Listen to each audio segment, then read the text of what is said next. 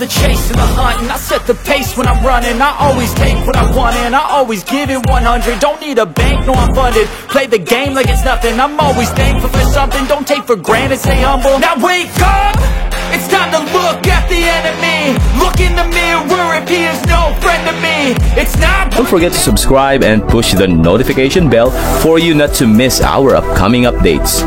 Now let's get started. Bab 3082. Penjaga keempat, lumpuhkan si bodoh kurang ajar ini. Tunjukkan kepadanya nasib buruk melawan keluarga Mika. Perintah Tuan Mika. Dengan dingin kepada seorang lelaki tua berpakaian hitam yang berdiri di belakangnya. Pria tua ini tidak lain adalah dari salah satu dari 6 penjaga di bawah bos pusat. Penjaga keempat, kekuatannya telah mencapai tahap akhir yang munah. Lebih dari cukup untuk menghadapi Masun yang hanya berada pada tingkat awal yang munah. Ya, pria tua itu menjawab. Dia lalu melangkah maju, auranya tajam dan dingin, memancarkan niat membunuh saat dia mendekati Masun. Tidak baik, ekspresi Masun sedikit berubah, sikapnya dingin seperti kuburan. Meskipun dia harus menghadapi tetua yang berpakaian hitam itu, samar-samar dia bisa merasakan dari aura dingin dan luar biasa orang itu bahwa pria ini sangatlah berbahaya. Mungkin di luar kemampuannya untuk menanganinya. Tentu saja bukan hanya Masun yang merasakan hal ini. Iwan juga melakukannya.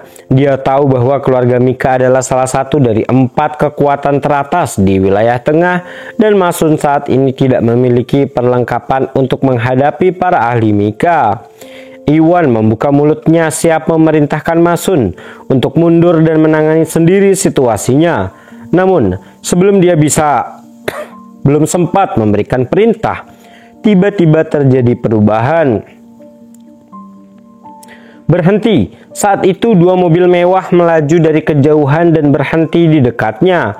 Pintu mobil terbuka dan seorang pemuda berusia akhir 20-an memancarkan aura yang mengesankan.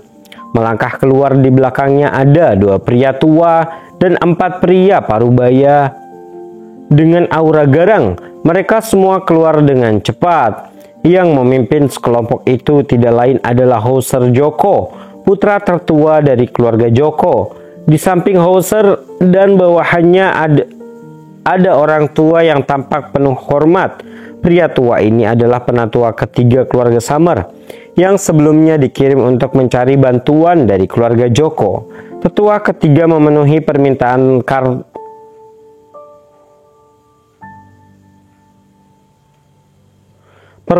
Karto dan membawa Hauser. Bagaimana itu kamu? Wajah Tuan Mika menjadi dingin saat dia langsung mengenali pendatang baru itu.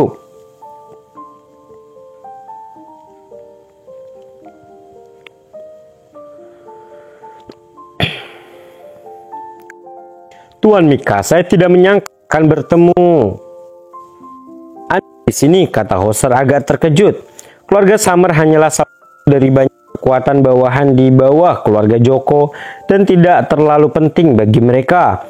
Biasanya keluarga tidak memiliki kualifikasi untuk menjamin mereka datang, namun dia tidak punya hal lain yang lebih baik untuk dilakukan dan memutuskan untuk ikut bersenang-senang. Untungnya dia benar-benar datang sendiri, kalau tidak dengan keterlibatan Tuan Mika.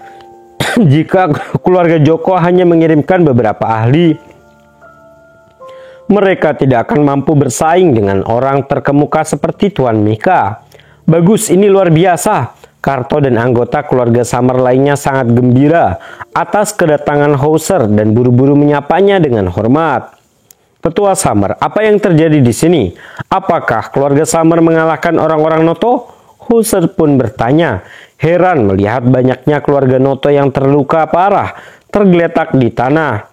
Dia tidak dapat membayangkan bagaimana keluarga Summers bisa mengalahkan begitu banyak pakar Noto dengan begitu mudah.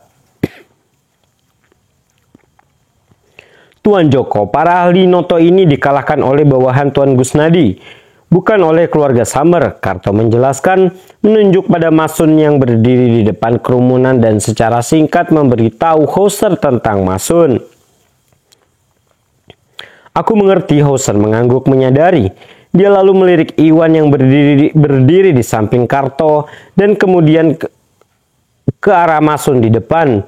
Segera dia mengalihkan pandangannya sebagai pria tertua dari salah satu dari 3 keluarga besar di wilayah tengah.